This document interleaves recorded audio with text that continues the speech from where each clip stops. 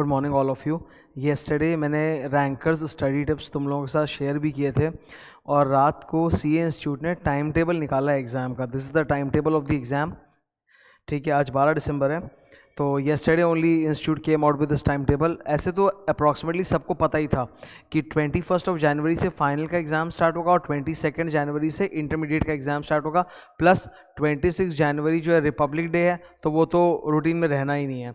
तो एक अंदाज़ा सबको था, अब एक परफेक्ट टाइम टेबल आ गया है। और होता क्या है ना, जब भी हमारे सामने एक परफेक्ट टाइम टेबल आ जाता है तो हम लोग अचानक से एक लगता है नया जोश आ गया, एक new seriousness.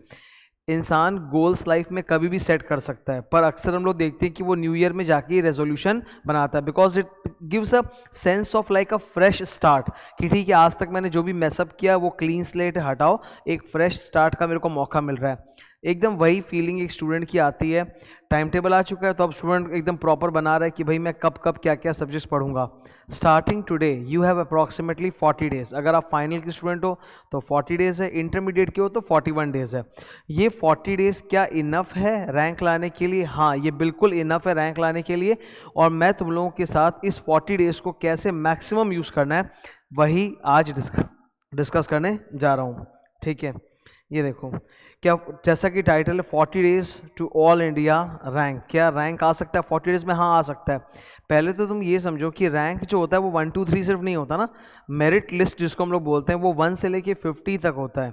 And rank is a rank, चाहे आपका कैसा भी रैंक हो। तो ऐसा नहीं है, कुछ लोग गिव अप कर देते हैं। जैसे कल कुछ स्टूडेंट्स लोग बोल रहे थे कि सर यहाँ पे तो पास होने का ही मुश्किल हो रखा है। देखो, कोशिश तो सबको करनी चाहिए ना, ज़रा से डिफरेंस में तुम रैंक में घुस सकते हो, ज़रा से डिफरेंस में।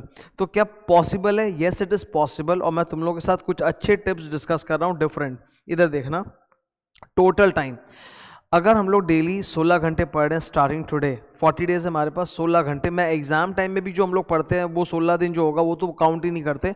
अभी जो 40 डेज है इसमें तुम अगर 16 घंटे पढ़ते हो, जो कि पढ़ना भी चाहिए, अब नहीं तो फिर कब पढ़ोगे? तो 16 घंटा इज़ अ लॉन्ग ड्यूरेशन।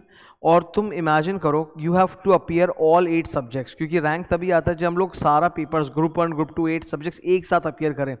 तो 40 डेज 8 सब्जेक्ट्स, यानी कि it leaves you 5 full days for 1 subject. मतलब आपके पास 8 सब्जेक्ट है, हो सकता है कोई सब्जेक्ट आपको स्ट्रांग लगता हो, कोई वीक लगता हो, पर अभी आपके पास हर सब्जेक्ट के लिए 5 डेज है। 5 डेज, 1 डे 16 आवर्स, तो 5 डेज मतलब हो गया 80 आवर्स तुम्हारे हाथ में है। 80 आवर्स, क्या 80 आवर्स कम होता है? नहीं। एक सब्जेक्ट का जो टोटल क्लास ड्यूरेशन होता है वही 200 घंटे का होता है। फाइनल की क्लास है तब तो टोटल एक सब्जेक्ट का कोर्स मेरे ख्याल से 200 घंटे तक जाएगा। अगर इंटर की क्लास है तो वो 150 घंटे का होगा। तो जब पूरा का पूरा कोर्स पढ़ाया जा सकता है, पहली बार एक स्टूडेंट सुनता है, समझता है, कॉपी नोट्स लिखता है, सम्स बनाता है, जब वो पूरा करने में आपको 150 या 200 घंटे लग रहे हैं तो 80 घंटे रिवीजन के लिए इनफ है, आराम से कर सकते हो। फर्स्ट पॉइंट आप देख सकते हो, you already have 200 lecture hours जो आपने अटेंड कर रखा होगा। अब आपको क्या करना है? 80 आवर्स में उसको फुल रिवाइज करना है, तो ये मुमकिन है। Revision tools, best revision tools जो होता है वो ये होता है। मैं आज भी बोलूँगा, मुझे बहुत सारे स्टूडेंट ऑलमोस्ट हर वीडियो पे ये रिक्वेस्ट करते रहते हैं कि मैं रिवीजन वीडियो या मैराथन वीडियो इस तरह के लेता रहता हूँ। ठीक, मुझे लेने चाहिए। देखो, रिवीजन या मैराथन वीडियोस कोई भी टीचर ले ले, मैं लूँ, कोई भी टीचर ले ले, आप ये समझो कि उसमें कवरेज बहुत कम होगा, वो ज़्यादा कवरेज नहीं हो पाएगा।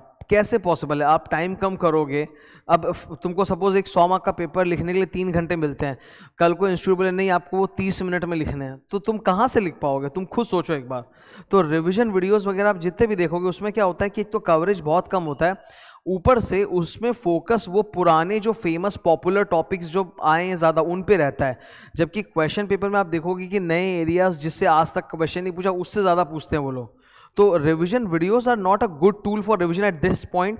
रिवीजन वीडियोस या जो भी होता है वो बहुत पहले कर लिया तो ठीक है, पर जस्ट एग्जाम का जो 2 महीने वाला पोर्शन होता है कि एग्जाम और उसके पहले 2 महीने, इसमें रिवीजन वीडियोस से भी बहुत ज़्यादा यूजफुल रहेगा कि तुम खुद बैठ के कॉपी नोट्स और बुक से रिवीजन करो। 80 आवर्स है तुम्हारे पास, तुम उसमें आराम से कर सकते हो।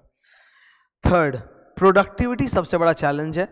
खाली 16 घंटे बैठने नहीं है, हमें 16 घंटों को प्रोडक्टिव बनाना है। मतलब हमारा आउटपुट क्या निकला, उसके लिए मैं 3 चीज़ें बता रहा हूँ। ये वही है जो कल भी मैंने डिस्कस किया था तुम लोगों के साथ।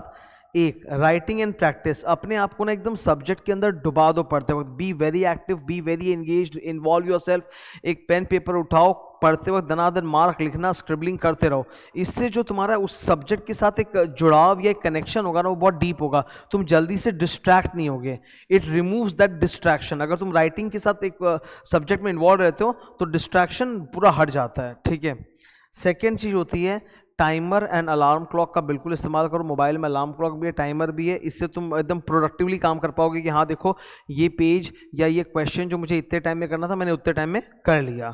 Third, keep a record. Record इसलिए ज़रूरी है क्योंकि इससे बैलेंस मिलेगा कि मैं हर सब्जेक्ट पे कितना कितना आवर्स डिवोट किया हूँ।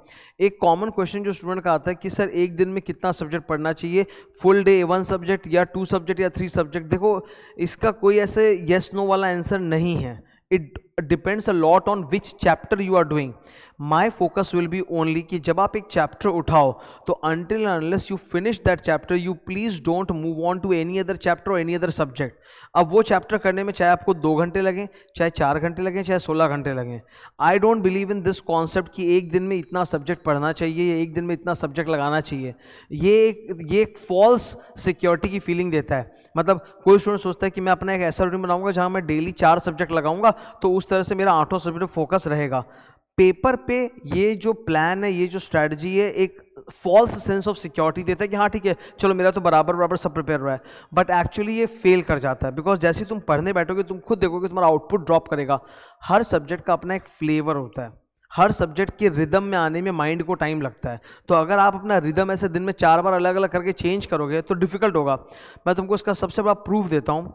तुम खुद महसूस करोगे जब एग्जाम टाइम आता है और 1.5 दिन का जो गैप मिलता है अपने को पढ़ने के लिए, जितना स्ट्रॉन्ग रिविजन उस वक्त होता है उतना कभी नहीं होता है। And that is because a student focuses only on 1 subject at a time, सिर्फ एक सब्जेक्ट। जैसे मैं अगर आज एक पेपर दे के आया हूँ, मेरे को अब अगले दिन ये मैं सपोज आज फाइनल ऑडिट का पेपर दे के आया हूँ और परसों मेरे को लॉ का पेपर देना है, तो अब मेरे दिमाग में और कोई सब्जेक्ट है ही नहीं, मैं सिर्फ और सिर्फ एक सब्जेक्ट पढ़ रहा हूँ और उसी में मुझे डूब के पढ़ना है। तो तुम ऑलरेडी रिदम में आ जाते हो। दैट इज वाई वो रिवीजन सबसे बेस्ट होता है। तो इसीलिए ये स्ट्रैटेजी कि दिन में 4 सब्जेक्ट लगाना है ये वेस्ट है, इससे फायदा नहीं होगा। ये एटीट्यूड रखना चाहिए बल्कि कि मैं एक चैप्टर उठाऊंगा चाहे वो किसी भी सब्जेक्ट का हो, जब तक वो खत्म नहीं हो जाएगा I will not move on to any other chapter और any other subject. Follow that. Third, ये नेक्स्ट, मॉर्निंग स्टडी और नाइट स्टडी। मैं पर्सनली मॉर्निंग पर्सन हूँ। मेरी लाइफ अभी तक जैसी भी रही है, मैं I get up early in the morning और मैं क्लासेस लेता हूँ, पढ़ाई करता हूँ, मैं उसी जोन में हूँ। इन स्कूल टाइम से चलते हुए आ रहा है कि I am a very early riser. मैं मॉर्निंग पर्सन हूँ। मॉर्निंग में मेरा एकदम दिमाग बहुत शार्प और तेज़ चलता है। नॉर्मली ये सब बातें जो मैं तुमको बताता हूँ ये दिन भर मेरे दिमाग में आती भी नहीं है, मॉर्निंग में ही ज़्यादा मुझे हिट करती हैं, ठीक है। But I understand that person to person ये वेरी करता है। कुछ लोग होते हैं जिनको नाइट स्टडी की आदत होती है। अगर वैसा है तो फिर तुम नाइट स्टडी करो, उसमें कोई दिक्कत नहीं है। ये भी तो होता है कि कई स्टूडेंट्स जो मतलब हम लोग सब मिडिल क्लास से ही हैं, तो घर में उस तरह का माहौल रहता है कि सर डिस्टर्बेंस हो जाता है अगर मैं मॉर्निंग में पढ़ने बैठता हूँ तो नाइट में कोई डिस्टर्बेंस नहीं रहता। You are absolutely right. मैं भी जब स्टूडेंट था तो कई बार मैंने नाइट स्टडी करना पड़ा है मुझे, बिकॉज मॉर्निंग में उस तरह का माहौल मुझे नहीं मिला है। तो नाइट स्टडी भी बुरी नहीं है, बट एक डिसिप्लिन होना चाहिए। नाइट स्टडी में ये नहीं कि हम जागा तो रात को 3 बजे तक पर हम पढ़ नहीं पाया, मेरा माथा उसमें मतलब माइंड मेरा जा नहीं रहा था। हम लोग सिर्फ क्या करते हैं, टाइम कैलकुलेट कर लेते हैं कि मेरे पास इतना टाइम है। टाइम सिर्फ नहीं होता, एक और चीज़ होती है, वो होती है माइंड। मेरे हाथ में 24 घंटे हैं या 16 घंटे हैं, टाइम है, पर मेरा माइंड उसमें नहीं लग रहा है, मेरा कॉन्सेंट्रेशन उसमें नहीं लग रहा है, तो फिर फायदा कहाँ से होगा। Mind is also important. तो अगर तुम नाइट फॉलो करते हो तो फिर रेगुलर नाइट फॉलो करो, अगर मॉर्निंग करते हो तो फिर रेगुलर मॉर्निंग करो, क्योंकि माइंड का एक वो क्लॉक बिल्ड हो जाएगा automatic. Balance all your subjects, ये मैं लास्ट टिप है और एक कल भी बोला था आज भी बोल रहा हूँ। तुम किसी भी टॉपर टूपर को आराम से बीट कर सकते हो, आराम से, बाय बैलेंसिंग योर सब्जेक्ट्स। जितने भी टॉपर टाइप स्टूडेंट्स होते हैं उनका भी प्रॉब्लम क्या होता है कि कुछ सब्जेक्ट्स ऐसे होते हैं, थ्योरी पेपर्स वगैरह, जहाँ जाके उनके मार्क्स एकदम घुस जाते हैं, एकदम डाउन चले जाते हैं। वहीं पे तुम आराम से चौके छक्के मार सकते हो, वहीं पे तुम अपने मार्क्स को उठा सकते हो। तो हैव दिस फोकस कि आपको सारा सब्जेक्ट बैलेंस करके पढ़ना है सब में। अगर तुम ये सोचोगे ना कि हर सब्जेक्ट में तुमको 60+ लाना है, एग्जामिशन लाना है हर सब्जेक्ट में, मैं बोल रहा हूँ अगर हर सब्जेक्ट में एग्जामिशन ले आए ना, वो अपने आप तुम रैंक में मूव कर जाओगे। तो बैलेंस ऑल योर सब्जेक्ट्स। तो अब एक बार इसको मैं समराइज कर देता हूँ। सबसे पहले टोटल टाइम आपके पास 40 दिन है, 40 दिन मतलब हो गया कि 8 से डिवाइड किया, 5 days for one subject, 5 days means 80 hours, 16 घंटे के हिसाब से 80 hours for one subject. Is it possible to get a rank in that much time? Yes it is possible. 150-200 घंटे में तो टीचर लोग अपना पूरा सब्जेक्ट का लेक्चर करा देते हैं, और यहाँ 80 घंटे में तो हमें सिर्फ रिवाइज ही करना है। रिवीजन, ठीक है, रिवीजन का बेस्ट हथियार तुम्हारे पास है ऑलरेडी, तुम क्लासेस अटेंड कर चुके हो, copy notes and book notes. Productivity के लिए अलार्म टाइमर क्लॉक का इस्तेमाल करो कि इतने देर में मुझे इतना काम कर लेना था, मैंने किया कि नहीं। जर्नलाइज करो, उससे पता चलता है कि हाँ एक्चुअली काम कितना हुआ। फीलिंग से मतलब नहीं, ऑब्जेक्टिवली पेपर में दिखना चाहिए ना कि मैंने कितना काम किया। थर्ड इज राइट, लिखते रहो, उससे मतलब सब्जेक्ट के साथ इन्वॉल्व रहो कि डिस्ट्रैक्शन नहीं आएगा, नींद भी नहीं आएगी। मॉर्निंग या night person to person vary करता है, but stick to one routine. 5 balance out all subjects. So this was the tips जो मैं देना चाहता हूँ तुम लोग को। Best of luck, thank you.